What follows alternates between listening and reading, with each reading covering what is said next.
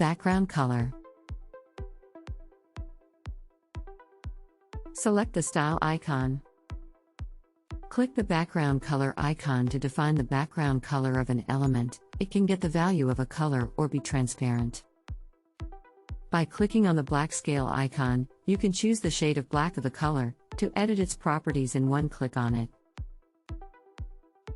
The primary color, secondary color, and black scale show a color scale that becomes more intense as the scale increases.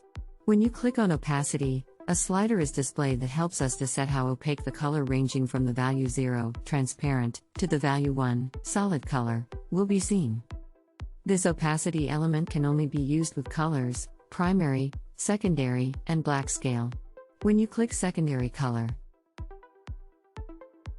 you can customize the color intensity and the opacity of the color by selecting the primary color icon. You can also customize the color intensity. Choose between the colors black and red, and modify the opacity of the color. By clicking the transparent container icon, you make the body of the selected element not have a solid body color. This will make the color of the element directly behind it stand out against the item in question. By clicking on the Customize Color icon, you will be able to access the custom color palette. By selecting the custom color palette, you open a range of colors in which you can select the one of your choice to contrast with the primary and secondary colors.